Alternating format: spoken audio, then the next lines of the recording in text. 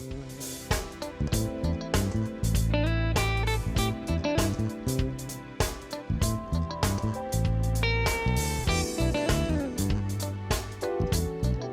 I'm Kenny Anderson, Director of Multicultural Affairs for the City of Huntsville, and welcome to Impact. Each week we bring you information about exciting things that are happening in our community, and today will be no different. I have the pleasure today to talk with Dr. Lee Gradford, who is the CEO of the Community Action Partnership of Huntsville, Madison, and Limestone Counties Incorporated. Welcome to the broadcast, Dr. Gradford. Thank you, Kenny. I'm happy to be here. It's good to have you here, and I know we've been talking about having this conversation for a while, so today we get to do just that. And I am so happy. We've been missing each other. I guess I was remiss a couple of times and miscommunicated, but now is the time that we can tell you a lot about what we do here in this community to move people toward self-sufficiency. And that's exactly why I was really excited to have the opportunity to talk to you, because I know that your agency is responsible for just that, focusing on the dynamics of economic empowerment and other kinds of community activities that focus on making people self-sufficient, which is essentially what we want all people to be. So why don't we start at the beginning and tell people what the Community Action Partnership is? Community Action Partnership, Kenny, is an organization that was instituted way back in 1964 on the old war on poverty. The war on poverty has been fought since that time with this particular agency, with several implications as to whether or not we're winning the war. And we take the idea that nobody wants to be low income, and nobody wants to be in an area where they can't progress. And so we can move one person toward that end, then we think we've been successful. And we say that simply because, Jesus Christ said that the poor will be with us always. Now, he didn't say the same poor. And so we can move people out of poverty, then that's what we strive to do, and that's what we intend to do, and that's when we see ourselves being successful. Part of that goes with referring people to do things that will help themselves better themselves. We have several partners within this two-county area that we utilize to help do that. We help with education, we help with utilities, we help with energy conservation, we help with food, we help with many items that just too numerous to count. Our website lists several items that we do. We help with housing consultation, housing counseling. We're the only agency in this area that can assist a homeowner who is underwater to get their house remortgaged or redone. Because we are a housing counseling essential unit. And so HUD allows us to do that. There are 1,700 homes underwater. Every time you look around, you get one out and you get another in. So we do things like that to help people to move toward, again, the end result of self-sufficiency. Yeah, and that's very exciting, especially, and very appropriate, especially because we hear so many stories today about the issues of poverty and the idea that there are a lot of people whose circumstances seem to force them to continue to live in that cycle. So CAP is certainly accountable for breaking that cycle and constantly seeking ways to do that. And you've met with some success over the years in being able to promote these initiatives in effective ways. And I just wonder, what kinds of things are going on right now within the agency that might be representative of some of the challenges that we face in society today with regards to poverty? I know affordable housing is one of those things, and you and I serve on a committee in town that addresses that issue, but I know that's a big one right now, and people are constantly looking for ways to do that. So from your perspective, what do you see as the main issues that you're addressing right now? The main issue that we are addressing right now and having some success with is energy conservation.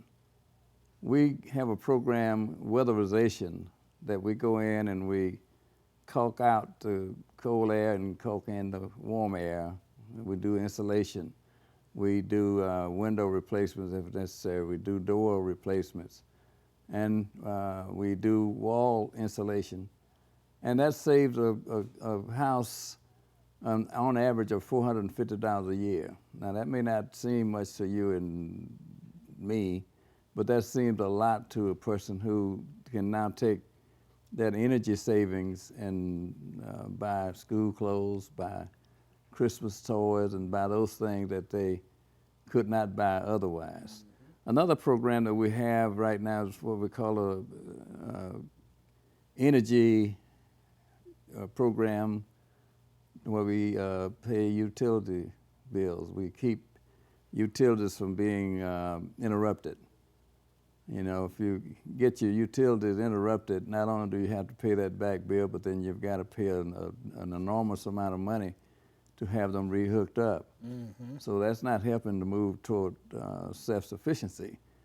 We have a program, project that we spend around $2.7 million annually in keeping people's lights on and keeping their energy sufficient to keep them cool or keep them warm.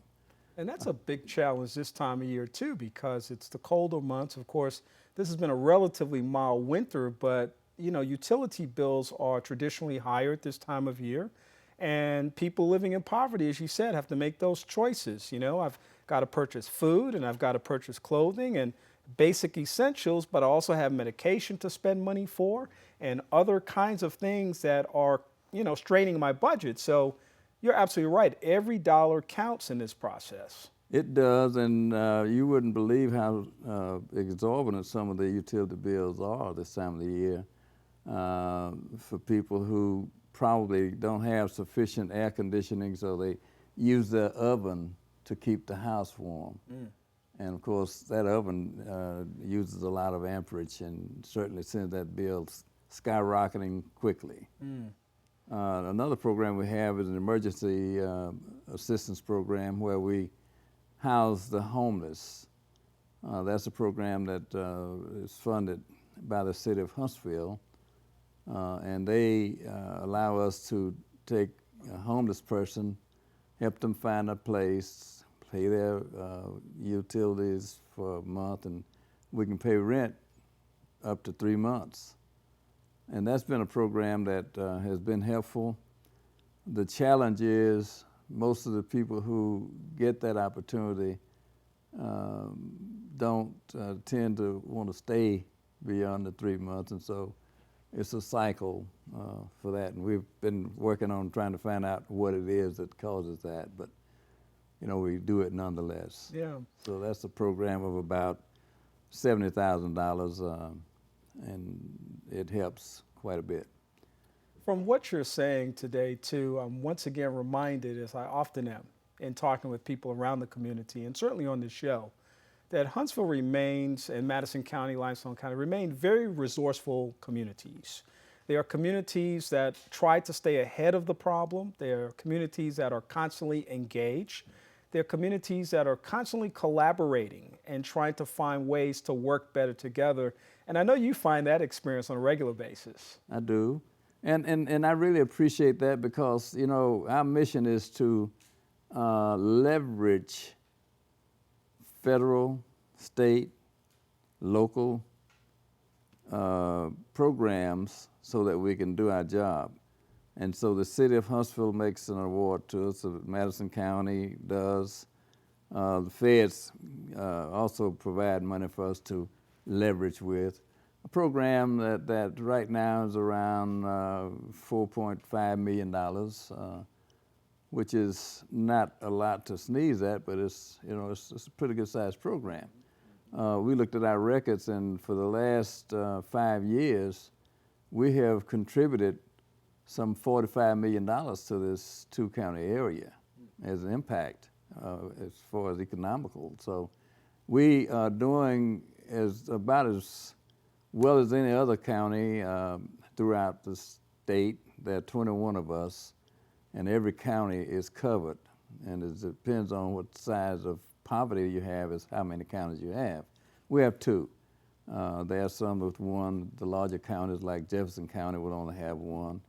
But we get our funding based on the percentage of poverty you have, based on the poverty guidelines. Poverty guidelines are $24,000 and some change for a family of 4.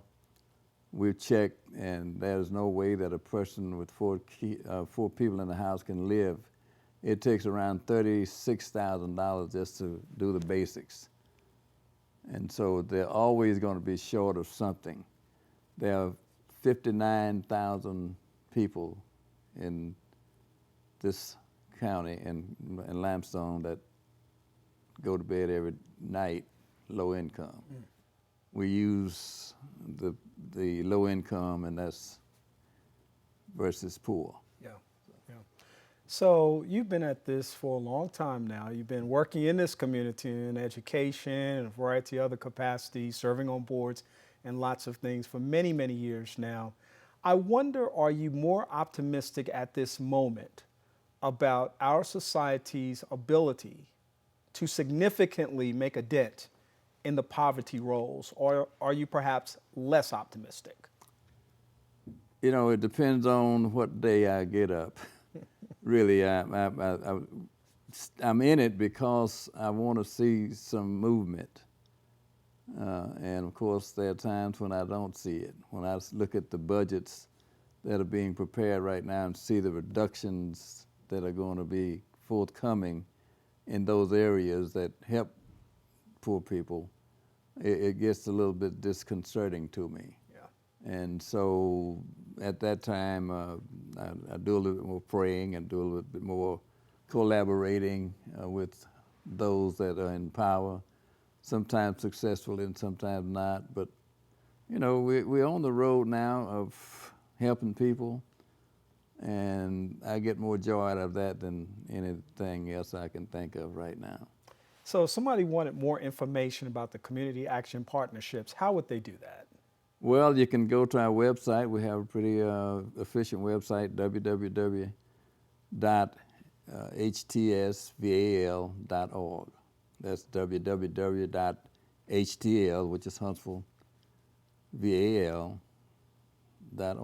All right, so people can get lots of information about all your services and reach out and get perhaps connected to the resources that they need. We do. We have 8 different sites to which people may visit with the phone numbers listed, and so you don't have to come to our address on Stringfield. We have 2 sites in Huntsville, 1 in Madison, 2 in Limestone, and 1 in the county. So there are areas that you can get service without having to drive a long way. All right, well covered. Dr. Lee Gradford, he is the CEO of the Community Action Partnerships of Huntsville, Madison, and Limestone Incorporated. Thank you for being with us today.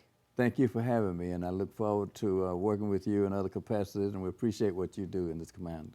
I want to commend you, if I have time, for having exceeded your budget with the United Way initiative that you recently headed up. People don't give a lot of credit for that, but those people who need the assistance do. Yeah, well, that's a great point, and we're very proud of the work that was done in the past year and continue to look forward to greater opportunities in the future. Good. Thank you. Thank you. Thank you for being a part of our show today, and we hope that you enjoyed all this great information about the Community Action Partnerships. We'll provide the information for you on the screen about how you can contact them with your questions and information about their resources. We also want to thank you for being a part of our broadcast each week as we share information in the community, and invite you to like our Facebook page at Impact with Kenny Anderson so that we can show you the shows that we've already done, the shows that we're currently doing, and then some behind the scenes photos of what goes on here in the studio as well. We hope that you've enjoyed the information today, and for Impact, I'm Kenny Anderson. We'll see you again soon.